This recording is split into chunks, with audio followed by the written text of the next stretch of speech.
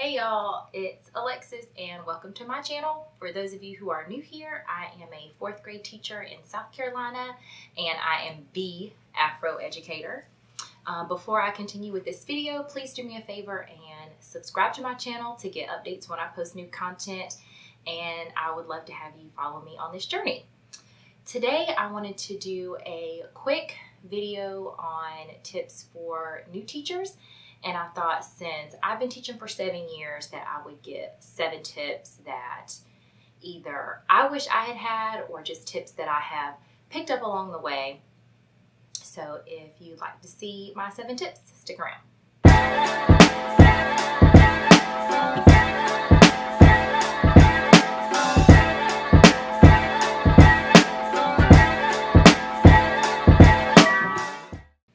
As always, I've got my phone here for notes just so that I don't forget anything. Okay, so tip number 1.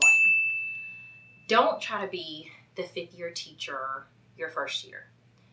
When I started teaching, I actually had somebody tell me that I needed to be experienced right away. And me already being a perfectionist, it just increased the level of pressure, and I felt this almost burden to be Ron Clark amazing right out of the gate. And I wish that I had somebody tell me it's okay for every single lesson not to be you standing on tables and singing songs and having them do experiments. If I could go back, I would tell myself to pick one subject, and for one lesson for that particular subject each week, work on making that lesson bomb. And slowly but surely, your repertoire of lessons will build. And by year 3 or 4, you'll have several lessons a week that are just off the charts amazing. But starting off with that kind of pressure is just really, really difficult. And it makes something that's already hard so much harder. Tip number 2, ask for help. Y'all, again, self-proclaimed perfectionist, was not okay with asking for help. I felt like, okay, if I'm doing things the right way, and if I'm supposed to be this person who has it all together, that means I don't need to ask for help. And I wish I had had somebody at the time tell me, it's okay not to be perfect. It's year 1. Ask somebody for help. Whether that's asking your family members for help when you're setting up your classroom, whether it's asking coworkers for help, whether that be resources, feedback, if that's your admin, ask for help. The job is hard enough without it. Any help that somebody is willing to offer you that will benefit either you as a teacher or your classroom as a whole, take it. Tip number 3, take time for you. So until like last year, which was year 6 for me, I would only ever take sick days. And when I say sick days, like I would have a fever or legitimate strep throat sick days, because I felt like it wasn't okay to take time for me. And y'all already know, whether you've been teaching for a long time or whether you're just starting out, this is not for the faint. It is not for the weak. And there are weeks and days when it is just unbelievably difficult and you're unbelievably tired or frustrated or whatever. And it is okay to take a day and just kind of chill and reset and refocus, because when you take care of you, you're going to be better for your students, you're going to be a better coworker, you're going to be a better family member, just all the way around. Self-care is so important, and I will say that is something that I never ever got when I was in college. When I started teaching, there was just never a huge advocacy for that. And being 7 years in and having taken less than 20 days off in my entire 7 years.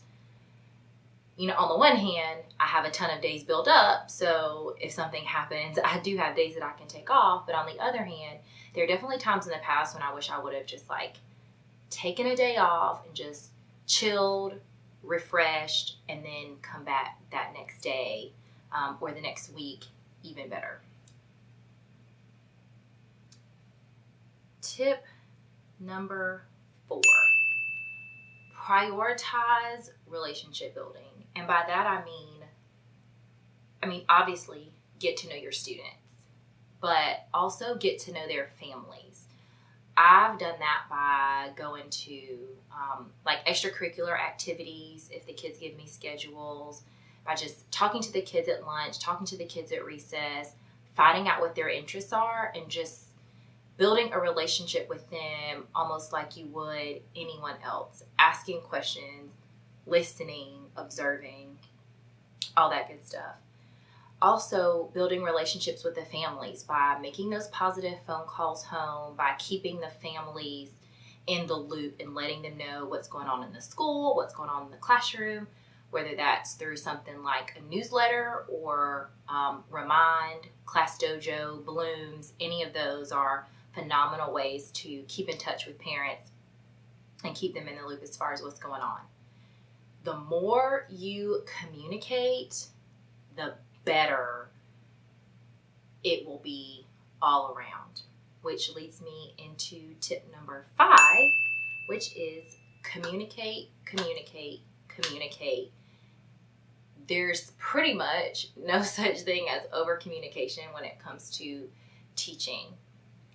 Before, like I said, whether it's electronic, whether it's via phone, whether it's a hard copy newsletter, anything that's going to keep the parents updated as to what's going on in the school and in your classroom is going to only benefit you. And don't just communicate about school events, communicate about what's going on in the classroom. What are you doing in ELA? What are you doing in math? What can the parents do at home to be supporting their kids? What are some extra resources that maybe they can use? Maybe websites or books that they can check out that may help them. I know a lot of times parents want to know not just what meetings are coming up or what events are coming up, but they also want to know like what you're doing, because a lot of them want to support their kids at home, but they have no idea how. So providing them with those kinds of resources and just like letting them know what's going on and what's up is only going to benefit you. And again, it's going to contribute to building that relationship that's going to help make your year more smooth and successful. All right, tip number 6, be consistent. This applies to communication, but it also applies to how you interact with the students and also how you interact with the teachers around you and the staff around you. And by be consistent, I really just mean if you say that you're going to do something, follow through with it, follow up with it, make sure that you are a person of your word. With students especially, when you do what you say you're going to do, whether it's following through with a consequence or whether it's following through with some type of positive incentive, whether it's contacting a parent, whether it's getting some type of resource for them, if you say you're going to do it, do it. It is going to, A, strengthen your relationship with that child. 2, it's going to make you someone that they know that they can trust and that they can rely on. And 3, all of the previous 2 things that I mentioned are ultimately going to kind of bond you to that child in a way that is also going to make your instruction more effective, because they know that they can trust you, and because you know that you're a person of their word, you're a person of your word, they're going to be more apt to being engaged in your instruction, and your behavior management will probably be a little less of an issue because of the fact that they know that you can trust you, and because of the fact that you've already followed up and followed through with what you said you were going to do. If you said that you were going to take a few minutes off recess and you did it, then they know that if they make a poor choice in the future, you're going to do that. Or if you said that you were going to give them, like I said before, some type of positive behavior incentive, and you did it, then they know, okay, if I make a good choice, I know for a fact that she's going to do or he's going to do whatever they said they were going to do. And my last tip is just be you. Be genuine. Be who it is that you are. I think that's probably, if I had to rank the tips in order, while I feel like all of them are really equally as important because I've seen how all of them have made my job easier, the be you part is, I think, the one tip that makes all the rest of the tips easier, because it just makes everything else flow so much more naturally. When you are you, it makes the communication flow more easily. It helps you be able to build relationships with students, coworkers, parents. It helps you with being consistent and being that person that other people can count on. And it also, in general, makes your teaching feel more natural. I think that there's this idea that when you're a teacher, there's a certain way you're supposed to be. I mean, and I can speak for myself and say that when I first graduated from college, I had kind of some cookie cutter ideas of what a teacher's supposed to sound like, what a teacher's supposed to behave like. And while there's like some validity to that, because you definitely want to make sure that you are being an example inside and outside of the classroom, especially because you never know where you may see students. They pop up everywhere all the time.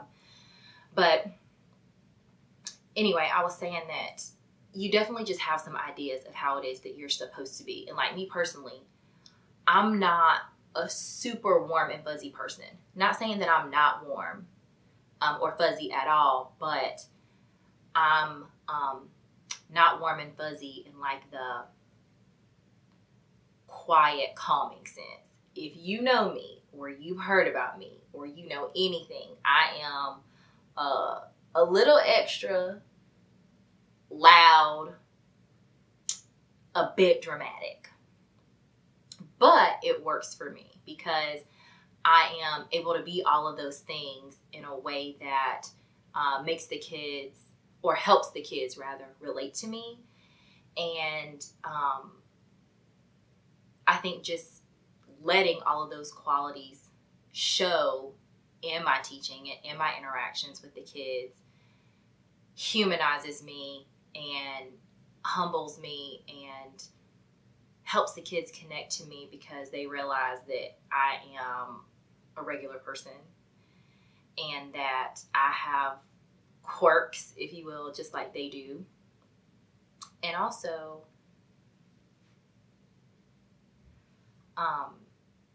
ultimately, it just makes things easier and it makes things more natural. So there's honestly probably 20,000 more tips that I could give that might be helpful, but those are just the ones that I felt like were the most significant in terms of the ones that helped me the most, the ones that I feel like can help other first year teachers the most, and the ones that I felt the most necessary to share. So hopefully the video was somewhat helpful. Y'all know I'm a rambler. If you follow me on Instagram, you know I can get off track very easily from when I'm telling a story. So I appreciate you sitting through this video. Please share, like, comment down below. Also, I meant to say in my first video, if you have any further ideas about things that you would like me to do a video on, or questions that you have, please leave them in the comments. And I'll see y'all next time.